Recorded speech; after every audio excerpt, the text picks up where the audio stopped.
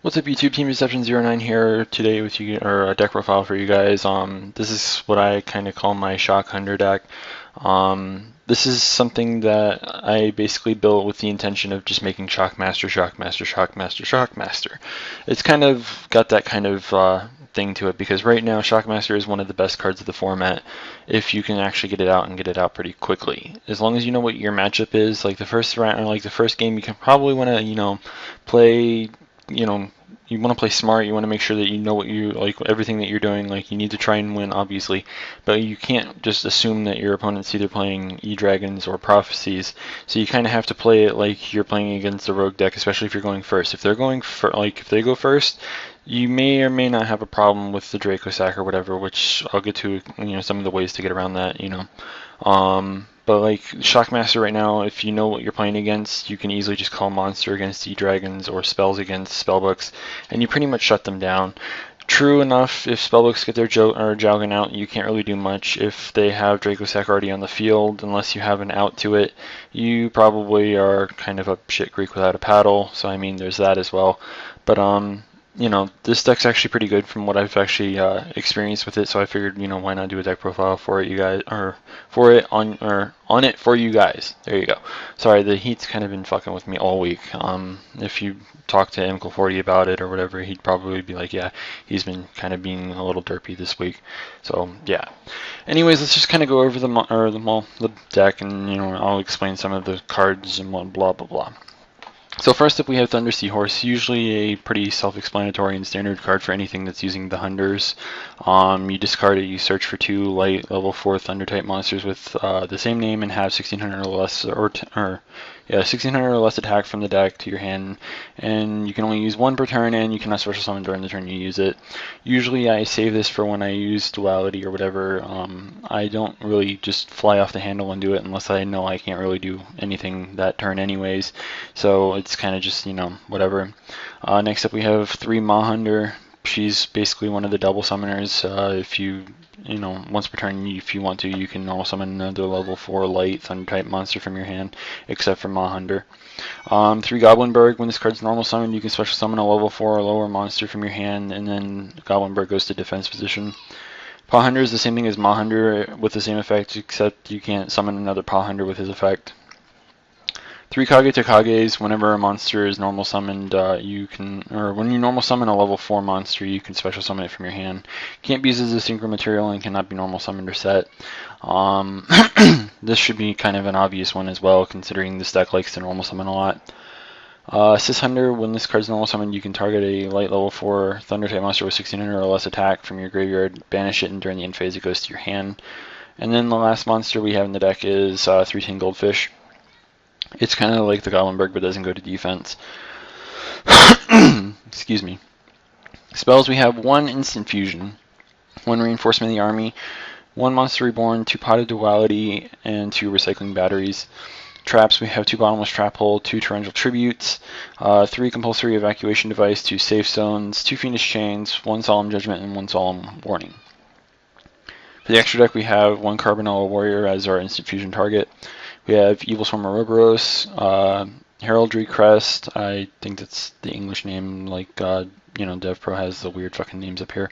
1 Constellar Omega, I kind of want to put this to 2, I'm not sure how I'm going to do that exactly though, but it's up there. 1 King of the Feral Imps, 2 Shockmasters, 1 number 50 Black Ship of Corn, 1 Heroic Champion Excalibur, 1 Diamond Dire Wolf, 1 Starliege Pally Dynamo, 2 copies of Maestroke, 1 Daigusto Emerald, and 1 Gagaga Cowboy. So I'm going to kind of explain some of the retarded cards that you probably go, oh my god, why are you using these cards? They're absolute garbage, blah blah blah blah blah. You should be playing Honest, you should be playing Thunder King, blah blah blah blah blah. Sorry, my throat's kind of fucked up right now. The first one is obviously Goblinberg. People would probably be like, why the hell are you using this card? It doesn't work with the light aspect. You can't search it off of Thunder Seahorse. It doesn't do this. It doesn't do that. The reason for this is, like I said, this is kind of like supposed to be a Shockmaster's, Thunder family deck. It's meant to summon Shockmaster more than anything else. Because if you can get a turn 1 Shockmaster and call whatever the hell you want and shut something down, it kind of does put some pressure on the opponent. It's something that like I said, when I play this, I actually have a very good experience going turn 1 Shockmaster. If you're either really smart about how you call it, or if you play conservatively game 1, if you're going first and you don't know what they're playing, then you can obviously just make something like Constellar Omega, Maze Stroke. You can make King of the Feral Imps to get your Kage Tokage to do a bigger play next turn. Things like that. You can make all kinds of, crazy retarded plays like that. Another thing that I like about this is it's a warrior, so you could easily make, Excalibur if you want with it. And that's part of the reason for the instant fusion, which I'll kind of, get to whenever we get to the spells, even though it really doesn't need much of an explanation.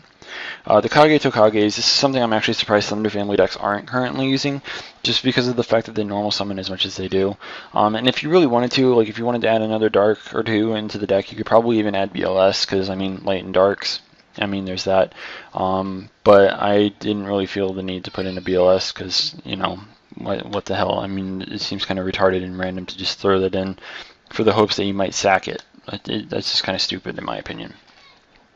But the fact that you can normal summon Goblinberg or reveal the Kage, because I think you have to reveal to, before you summon it, it's kind of like Priestess and whatnot. You activate it in the hand. And then you just summon something else and go, oh, okay, I'll have 3 level 4s so I can make my Shockmaster. It's really good in my opinion. Like, even if you go one of the Hunters and then you summon another Hunter and summon the Kage, it's, again, really good. I shouldn't really have to explain this in Goldfish, because I've already explained Goblinberg, and they're both basically the same thing. I guess I could have done something stupid like Gigant X in the extra deck as well to search out this, because that's kind of what the King of the Feral Imps does for this. But like, if you were gonna like, some people still side the Reptilian Boschkis.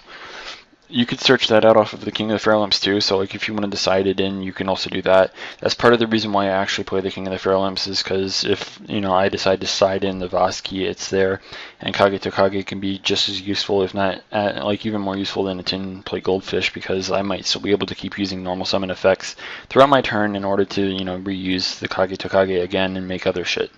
So, there is that. So that's part of the reason why, like, I don't have the Gigant in here, just because, like, it wastes space. But like, I guess if I wanted to, I could, instead of the, Heraldry Crest. The reason why the Heraldry Crest, we'll kind of get to that as well, when we get to it. The spells, the only thing that seems off here to pretty much anyone is the Instant Fusion. The reason for this is because, like, if they Veiler your Goblin or whatever, and you happen to have Kage, you can still get the 4th level 4 out with this. It also allows for Excalibur, like if they Veiler this and you can't summon another one from your hand or summon something else, you can still Instant Fusion bring this out, and it'll give you an Excalibur play, as well as any other rank 4 that requires only 2 monsters that are level 4, like Maze Stroke or, some shit like that. So it's kind of just there as an, in case or whatever. It's something that you kind of want to hold on to until it's actually needed. And the only reason why I put 1 in here is because otherwise you might end up dead drawing it, though I can actually kind of see a second one being viable as well. If I were to do that, I might actually drop a Compulse for it or something, just kind of to make sure that there was, a balance. But that's probably all I would do if I decided to play another one. I don't think that anything else in this deck's really kind of, out of the ordinary, at least in the main deck. I already explained basically the Carbonell Warrior because of the Instant Fusion. The Heraldry Crest, it basically copies an Xyz monster on the field until the end phase. Like, it copies the name and the effect, so you can copy their Draco Sack. You can shit tokens on your field if you want to. It has the same attack as Draco Sack as well. You can copy their Big Eye and take one of their monsters. Well, technically what you could do is you could take their Big Eye and then take another monster with the Big Eye you just took, so on and so forth. Like Heraldry Arms, Heraldry Arms. I don't know why I keep calling it that. I guess I'm still used to the OCG name. Heraldry Crest is really good for doing things like that. It's kind of just there for like the dragon matchup. Possibly even Evil Swarms. Get their Ophion away from them, whatever. It's kind of just there for something like that. It's kind of something that I've just been playing around with. Like I said, I'm not entirely sure if I want to keep it in here or not. Another Omega might be more beneficial, but, I don't know if there's anything else in the extra deck that really needs explanations, so that seems like everything. So let me know what you guys think of the deck. Like I said, this isn't supposed to be like uberly, out there. It's not supposed to like dominate or anything. It's not supposed to be considered the most reliable way of taking down top meta decks, because this isn't exactly anti-meta. At least I wouldn't consider it as such. It's just meant to shit out a monster that can basically shut down one of 3 different types of cards and possibly hinder the opponent really, really badly. I mean, if you wanted to in a rogue matchup, you can call spells with Shockmaster and say, hey, I'm not going to get heavy stormed. I can set all this back row and be cool about it. You can call traps if you fear that they have, like if they have back row and you don't want to get, Mirror Force because of the people that are still using Mirror Force. Or if you feel like you want to normal summon without having to deal with Torrential or Compulse or whatever, even though Compulse will just get chained probably in the standby phase before you can even use Shockmaster, but still. That's part of the reason why I play the safe zones, by the way, is because it prevents targeting. Like I could do it during their end phase or whatever, or I can do it on Omega and then Omega is safe. Things like that. It's kind of just there to make sure that Shockmaster lives, can't be targeted, things like that. And our neighbors outside screaming at people. Yeah, that's a thing. I kind of hate how they scream at their kids. They're kind of, whatever, but whatever. That's their business, I guess. Anyways, like the safe zones are basically there just to kind of, speak over our neighbors, jackasses. But yeah, the safe zones are there basically to protect the Shockmaster. It works really well with Omega because if they would destroy this, you could just chain Omega and it won't be affected by safe zone anymore. Things like that. I don't think there's really much else I need to explain though in regards to all this. So yeah, if you enjoyed the deck, leave a comment below. Let me know what you think about it, what you would change, so on and so forth. Like if you have an idea that you could branch off of this to make it better, or at least in your opinion, things like that. Just leave comments, saying whatever you feel like about the deck. I mean, whatever. Like I said, this isn't supposed to be entirely like uber competitive or whatever, but it's something that's supposed to kind of put a lot of pressure on your opponent when you play this deck. So I mean, and I've done kind of fun and different and wacky deck profiles before, and people have liked them. So I mean, I don't think I'm gonna have too much of a problem with it. But so enough ranting, because I'm sure that like at the 9-minute mark I was already done explaining the deck and blah blah blah blah blah. So yeah, enough ranting, blah blah blah. Don't forget to rate, comment, and subscribe if you haven't already. It shows your support. Don't forget to click an ad or two, as long as you do it responsibly, because it's always a huge help. And I'm not sure what deck I'm going to deck profile next. I don't know if I'm even going to be able to do one tomorrow or not. We'll see what happens. But like I said in my binder video, I'm going to try and get some videos up for you guys because I can't get to my locals for like this weekend, and I will have all next week to kind of, do videos for. So yeah, there's that. So until next time, this is Team Reception 09 signing out.